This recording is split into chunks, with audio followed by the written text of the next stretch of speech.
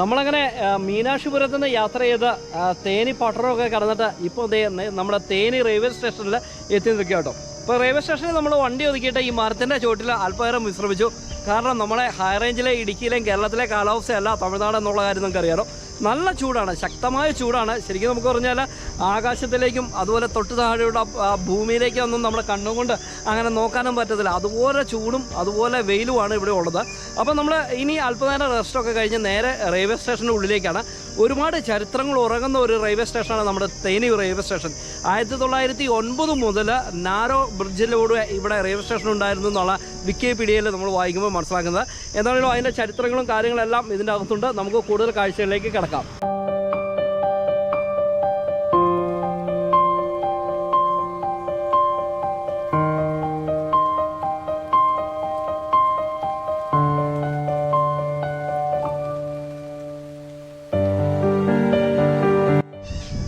അപ്പോൾ തേനി ബസ് സ്റ്റാൻഡിൻ്റെ അവിടുന്ന് ജസ്റ്റ് ഇങ്ങോട്ട് മാറിക്കഴിഞ്ഞാൽ മാത്രം മതി നമുക്ക് റെയിൽവേ സ്റ്റേഷനിലേക്ക് വരാം. നമ്മൾ കുറച്ച് ചുറ്റിക്കറങ്ങിയൊക്കെയാണ് വന്നത്. എന്നാണെങ്കിലും നമ്മൾ ചോദിച്ച ആളുകൾ നമ്മളെ സപ്പോർട്ട് ചെയ്തു. നമ്മുടെ ഗൂഗിൾ അമ്മച്ച് ഇട്ടിട്ടുണ്ടായിരുന്നു, പക്ഷേ നമ്മുടെ ബൈക്കിൽ അത് കണക്ട് ചെയ്യാനുള്ള സ്റ്റാൻഡില്ലാത്തതുകൊണ്ട് നമ്മൾ പോക്കറ്റിലിട്ടത് കേട്ടാണ് വന്നത്. എന്നാണെങ്കിലും അടുത്ത ട്രിപ്പിനുള്ളിൽ നമ്മുടെ ബൈക്കിൽ ഫോണൊക്കെ വെക്കണ ഒരു സ്റ്റാൻഡൊക്കെ നമുക്ക് സെറ്റ് ചെയ്യണം. അപ്പം ഈ ഒരു മേഖല എന്ന് പറഞ്ഞു കഴിഞ്ഞുകൊണ്ട് നല്ല അടിപൊളി ഒരു വാട്ടർ ടാങ്കൊക്കെ മരത്തിൻ്റെ ചോട്ടിൽ ചൂട് കൂടുതൽ കാരണം അവർ സെറ്റ് ചെയ്ത് വെച്ചിട്ടുണ്ട്.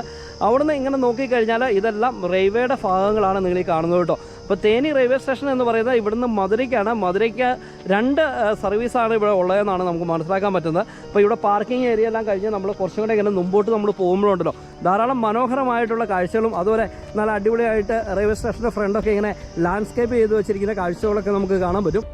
നമ്മളങ്ങനെ റെയിൽവേ സ്റ്റേഷനിലേക്ക് വീഡിയോ എടുത്തുകൊണ്ട് അങ്ങനെ പോവുകയാണ്. അപ്പോൾ ദേ ഈ റോഡിന് താഴെ നിന്ന് ചേട്ടാന്നൊരു വിളി.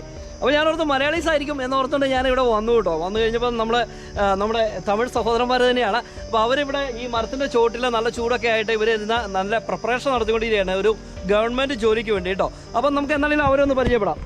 പേരൊക്കെ ഒന്ന് പറഞ്ഞു. വിനോദ് കുമാർ, ദിലീപ് കുമാർ, ജഗൻ, ശശികുമാർ.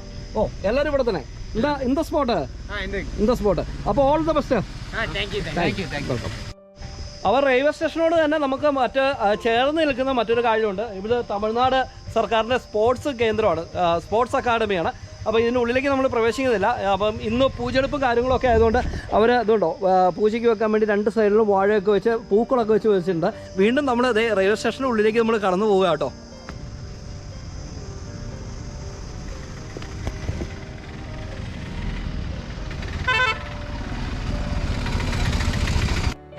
രാജ ഓക്കെ, ഞാനത് കയറട്ടെ റെയിൽവേ സ്റ്റേഷനിൽ.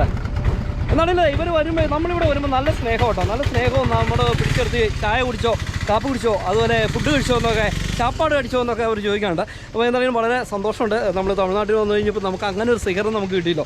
അപ്പോൾ നമ്മൾ അങ്ങനെ റെയിൽവേ സ്റ്റേഷൻ്റെ സ്റ്റെപ്പുകളൊക്കെ അങ്ങനെ കയറി നമ്മൾ പോവുകയാണ്. അപ്പോൾ ഇവിടെ നമ്മുടെ തേനി റെയിൽവേ സ്റ്റേഷൻ എന്ന് പറഞ്ഞുകൊണ്ട് ഇംഗ്ലീഷിലും അതുപോലെ ഹിന്ദിയിലും അതുപോലെ അവരുടെ സ്വന്തം ഭാഷയായിരിക്കുന്ന തമിഴിലും എഴുതി വെച്ചിട്ടുണ്ട്. ഇവിടുന്ന് നമ്മളിങ്ങനെ ഉള്ളിലേക്ക് ഇങ്ങനെ കയറി പോവുകയാണ്.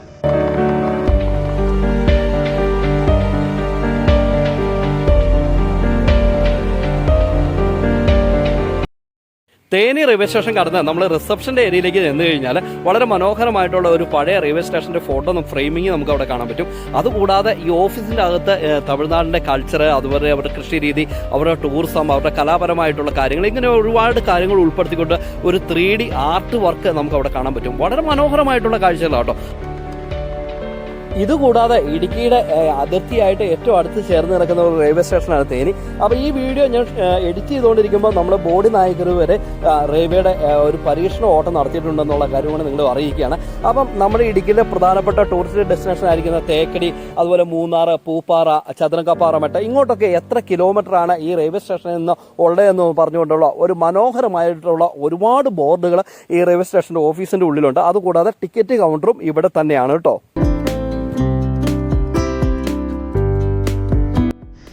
അങ്ങനെ നമ്മൾ റെയിൽവേ സ്റ്റേഷൻ്റെ ഉള്ളിലേക്ക് നമ്മൾ കയറി. അപ്പോൾ കയറിയപ്പോൾ തന്നെ എൻ്റെ ബാഗിൽ ഇങ്ങനെ ഒരു ട്രെയിൻ വന്ന് പാർക്ക് ചെയ്തിട്ടുണ്ട്. ഇത് ശരിക്കും 9:30 മധുരയിൽ നിന്ന് ഇവിടെ വന്ന് പാർക്ക് ചെയ്തേക്കണെയാണ്. രാവിലെ 8 മണിക്ക് മധുരയിൽ നിന്ന് ആരംഭിക്കും.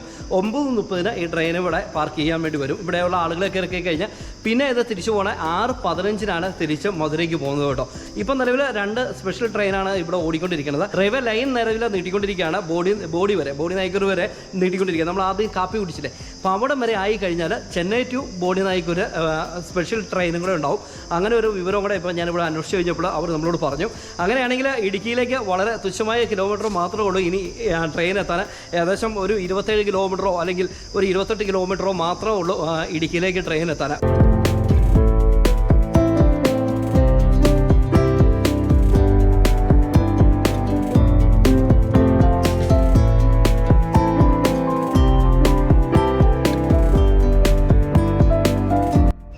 അപ്പോൾ ഇവിടെ നമ്മുടെ ട്രെയിനിൻ്റെ എഞ്ചിൻ്റെ അറ്റം വരെ നമ്മളിങ്ങനെ സംസാരിച്ച് വന്നു കേട്ടോ. അപ്പോൾ ഇപ്പോൾ നിലവിൽ 2 ട്രാക്കായിട്ടാണ് ഇവിടെ റെയിൽവേ പുനഃക്രമീകരിച്ചിരിക്കുന്നത്. ഏകദേശം 12 വർഷങ്ങൾക്ക് ശേഷമാണ് തേനിയുടെ മണ്ണിലേക്ക് ചൂളം വിളിച്ചുകൊണ്ട് ഈ ട്രെയിൻ എത്തിച്ചേർന്നത് കേട്ടോ. ഇനി ഇത് ഒരു സ്പെഷ്യൽ ട്രെയിനായിട്ട് മധുര തേനി മാത്രമായിട്ടുള്ള ഒരു ട്രെയിനാണ്. ഏകദേശം 75 കിലോമീറ്ററാണ് ഇവിടുന്ന് മധുരയ്ക്ക് നമുക്ക് യാത്ര ചെയ്യാനുള്ളത്. നമ്മൾ പിന്നീട് ഒരു ദിവസം ഈ ട്രെയിനിൽ കയറി നമ്മൾ മധുരയ്ക്ക് പോകും കേട്ടോ.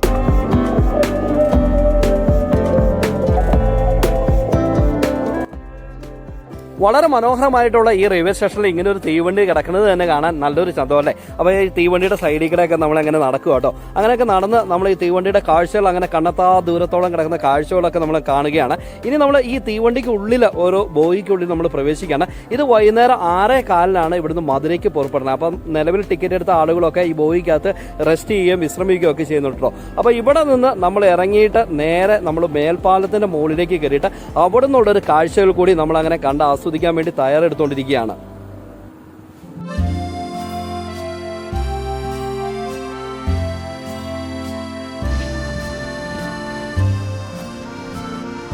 അപ്പോൾ ഈ റെയിൽവേ സ്റ്റേഷൻ്റെ ഏറ്റവും ടോപ്പിൽ നമ്മൾ എത്തി, മേൽപ്പാലത്തിൻ്റെ ടോപ്പിൽ നമുക്ക് എത്തിയിട്ടോ. അപ്പോൾ ഇവിടെ നിന്ന് നമുക്ക് നോക്കുമ്പോൾ കുറച്ച് തേനി പട്ടണത്തിൻ്റെ കാഴ്ചകളൊക്കെ നമുക്ക് അതിഗംഭീരമായിട്ട് നമുക്ക് അവിടെ കാണാൻ പറ്റും കേട്ടോ. അതുപോലെ റെയിൽവേ സ്റ്റേഷൻ്റെ റെയിൽവേ ക്രോസിങ്ങും പാലവും എല്ലാം നമുക്ക് ആ ഒരു മേഖലയിൽ നമുക്ക് കാണാൻ പറ്റും.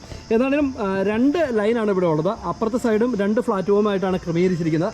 അപ്പോൾ ഈ സൈഡിലേക്ക് നമ്മൾ നോക്കിക്കഴിഞ്ഞാൽ നോക്കത്താ ദൂരത്തോളം ആ ട്രെയിനിൻ്റെ ബോഗി അങ്ങനെ കിടക്കുന്ന കാഴ്ചകൾ വളരെ മനോഹരമായിട്ടാട്ടോ ഇത് ഗവൺമെൻറ് ഇവിടെ ഈ റെയിൽവേ സ്റ്റേഷന് പണി പൂർത്തീകരിച്ചത്. ഇതിൻ്റെ പഴയ റെയിൽവേ സ്റ്റേഷൻ കണ്ടു കഴിഞ്ഞാൽ സാധാരണ ഒരു വീട് പോലെ ഉള്ളായിരുന്നു. എന്നാൽ ഇപ്പോൾ യഥാർത്ഥത്തിൽ ശരിക്കും പറഞ്ഞാൽ ഭാവിയിലേക്കുള്ള റെയിൽവേയുടെ എല്ലാ ആവശ്യങ്ങളും നിറവേറ്റാൻ തക്കവണ്ണമുള്ള എല്ലാ ക്രമീകരണങ്ങളും ഇവിടെ ചെയ്തു വെച്ചിട്ടുണ്ട് കേട്ടോ. അപ്പോൾ റെയിൽവേയുടെ വികസനത്തിൻ്റെ ഭാഗമായിട്ട് അത് ഈ സൈഡൊക്കെ വീണ്ടും ട്രാക്കും കാര്യങ്ങളൊക്കെ പണിയാനുള്ള ക്രമീകരണങ്ങളൊക്കെ ഇവിടെ ചെയ്തുകൊണ്ടിരിക്കുന്നത്. അപ്പോൾ ഭാവിയിലേക്കുള്ള ഇടുക്കിയിലേക്കും ട്രെയിൻ എങ്ങനെയെങ്കിലും എത്തിക്കണമെന്നുള്ള ആഗ്രഹത്തോടെ നമ്മുടെ ഇന്ത്യൻ റെയിൽവേ ചെയ്തിരിക്കുന്ന ഒരു പദ്ധതിയാണോ എന്നുള്ളതായിരുന്നു നമുക്കറിയത്തില്ല. അതിൻ്റെ കാരണം എന്താണെന്ന് ചോദിച്ചാൽ ഈ റെയിൽവേ സ്റ്റേഷൻ എന്ന് പറഞ്ഞാൽ ഇന്ത്യൻ റെയിൽവേയുടെ ഒരു നാഴികക്കലാണ്.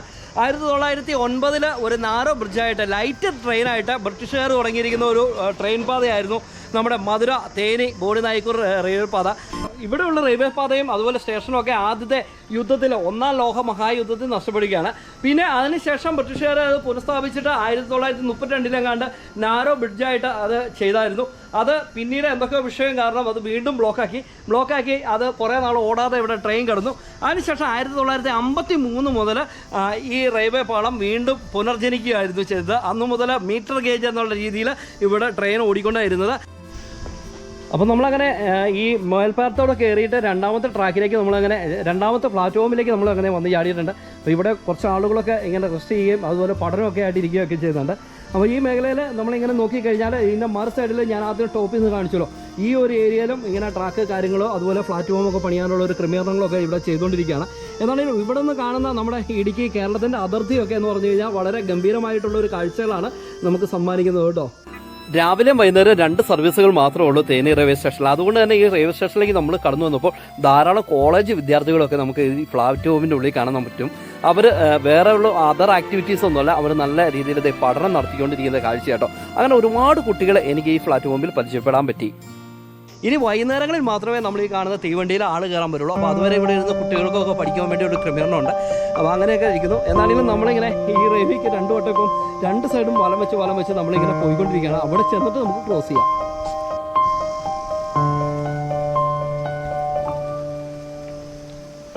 ഏകദേശം നമ്മുടെ 2012 വരെ മീറ്റർ ഗേജ് ട്രെയിനായിരുന്നു തേനി റെയിൽവേ സ്റ്റേഷനിലുണ്ടായിരുന്നു കേട്ടോ.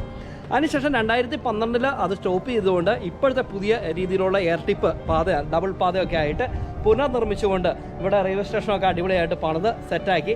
ഇപ്പോൾ നിലവിൽ നമുക്ക് 2 ട്രാക്കാണ് തേനി റെയിൽവേ സ്റ്റേഷനിൽ നിലവിലുള്ളൂ കേട്ടോ. അങ്ങനെ ഒരുപാട് ചരിത്രങ്ങൾ ഉറങ്ങുന്ന ഒരു സ്ഥലമാണ് ഈ തേനി റെയിൽവേ സ്റ്റേഷൻ.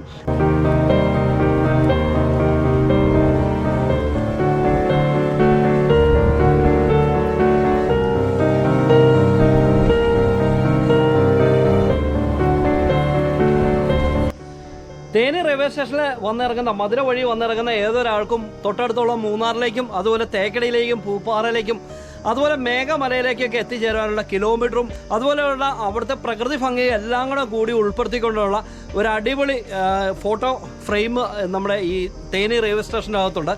അതുകൊണ്ട് തന്നെ നാളുകളിൽ ഇടുക്കിയിലേക്കുള്ള ഒരു ടൂറിസത്തിൻ്റെ സാധ്യതകൾ കൂടി തെരഞ്ഞുകൊണ്ടാണ് ശരിക്കും തേനിയിൽ ഈ റെയിൽവേ സ്റ്റേഷൻ വന്നത്. ഇവിടുന്ന് തൊട്ടടുത്തുള്ള ബോഡിനായ്ക്കരിലേക്ക് ഈ റെയിൽവേ ലൈൻ നീട്ടുമ്പോൾ ഏകദേശം ഇടുക്കിയായിട്ട് ഏറ്റവും അടുത്തായി 25 കിലോമീറ്ററോ 30 കിലോമീറ്ററോ ഉള്ളൂ പിന്നെ ഇടുക്കിയിലേക്ക് റെയിൽവേ വരാൻ വേണ്ടി.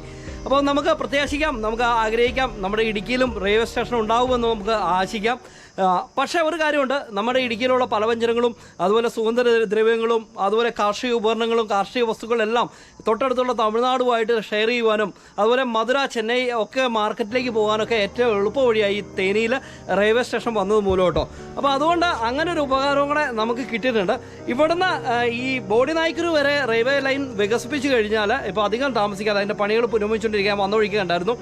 അധികം താമസിക്കാതെ നമ്മുടെ ചെന്നൈയിൽ നിന്ന് പുതിയൊരു തീവണ്ടിയുടെ റെയിൽവേയുടെ പുതിയൊരു തീവണ്ടിയുടെ ഉണ്ടാവുമെന്നാണ് എനിക്കിവിടെ ഓഫീസിൽ ചോദിച്ചപ്പോൾ അറിയാൻ വേണ്ടി സാധിച്ചത് കേട്ടോ. എന്നാണെങ്കിലും ഈ റെയിൽവേ സ്റ്റേഷനിലെ ഈ കാഴ്ചകളിൽ നിന്ന് നമുക്ക് ഇന്നത്തേന് വിട പറയാം.